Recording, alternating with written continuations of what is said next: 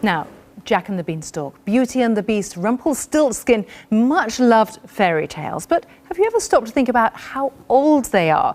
Research that's published today says they're much, much older than we think. Those three examples have been traced back through folk stories around 4,000 years, before languages like English or Italian even existed. Well, we're also going to turn to professional storyteller Vanessa Woolf for more about the power of fairy stories that have come down through the ages like this. I mean, Vanessa, when you heard about this research, did it surprise you? Thousands of years old. I have to say, it didn't surprise me at all. In fact, I would have been surprised to hear that they hadn't been that old, in a way, that somebody would have kind of made them up only a few hundred years ago, because they talk about the most important realities, struggles, difficulties of the human condition. And they're almost like dreams. They're like sort of collective dreams about the most important decisions that we have to make as people. So we look at one, Jack and the Beanstalk, which has been made into all sorts of stories and movies, and the little boy's, you know, trying to reach something and trying to help his family, and you've seen this develop. Absolutely, yeah, that's right. So that's a really old, really old story. They've listed it as one of their thousands of year old stories. And it's also one of the stories that you learn in school when you're first learning how to read. So it's the bedrock of our culture, in a way. And it's all about this castle with this powerful ogre who's rich and who has all the power. And then some poor Jack character comes along and takes the treasure. And we can all aspire to that. Yeah, and I think that's really like Occupy. We just love the kind of concept of this very, very rich and powerful thing, and taking from the rich and giving to the poor. Now, I know that you professionally tell stories, and we're going to turn to another one. Vanessa in Action is telling us a little of the famous Snow Queen story. Now, the version here is about a little boy called Kay who has a piece of mirror in his heart. So it's turned into a block of ice. He can't feel anything. So one day, Kay is at home doing maths homework, and he looks through the window. And he peeped through, and he could see all the rooftops and everything frozen, solid, hard and glittering. And there was just one snowflake turning and twirling in the dark night, getting bigger and bigger. And as he watched, the snowflake turned into the shape of a woman, and she stopped and she stood in the air just outside his windowsill. And she looked like the most beautiful and intelligent woman he had ever seen. And he thought, I could ask her anything. And he tried to get his window open, but it was frozen solid. And he pulled it, and then he stepped out onto the windowsill, and he looked up at her. And she leaned over and she kissed the top of his head. And it felt like a sword going through his whole body. It was agony. And then she leaned over and she kissed him again. And his whole body went numb. He couldn't feel anything.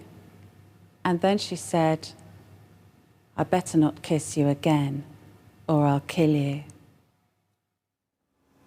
Vanessa, you've sent shivers up and down the back of my neck. And it must be amazing as you tell those stories to children, as we'd expect, but to adults as well. Yeah, that's right. It is amazing. And I think that I've taken to, before I do a storytelling session, I'll warn people that what to expect, that it will be like going on a journey, like a real journey. Only in your imagination. And at the end of a story, most likely you'll feel as if you've been somewhere else. People always say you get spellbound. You know, that's one of the things they say about storytelling. And it really is almost like an altered state. And so I think it's, and why should that just be for children? In fact, actually, adults can enter into that state more readily. And they tell such fundamental moral stories as well, don't they? Oh, yeah, they do. And it's very interesting what you should say about morals, because stories, including these stories that we're talking about, have been used by so many different people to push their different moral agendas, whatever they might be. So if you look at fairy tales as they were told in Victorian times, they would push this kind of idea of piety and holiness and goodness, and being like, you know, for the girls, they would have to be a very, very good little very girl. Demure, and very modest. Very demure, yeah, that's right.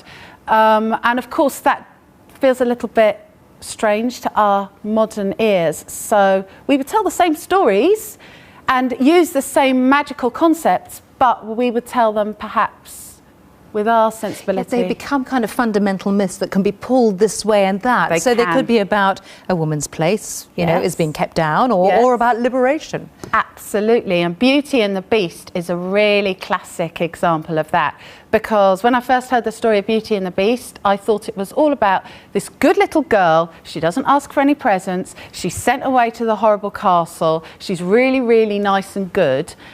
And then it turns out that she gets her reward by the beast turns out to be this kind of rich guy in disguise. And so the reward is, if you're really, really good, you get to marry the richest guy. And to me, I thought, that doesn't sound like a very nice moral.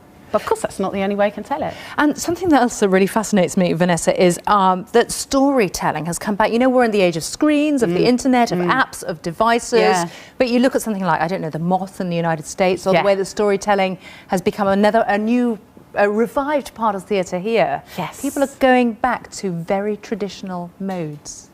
Absolutely, that's right. And for adults, so there's The Moth, which is true life storytelling, so people telling stories from their lives. And then there's something like the Crick Crack Club, and they do traditional stories for adults, or something like I do, London Dreamtime, which is in derelict buildings and strange corners of London in the middle of the night and stuff like that.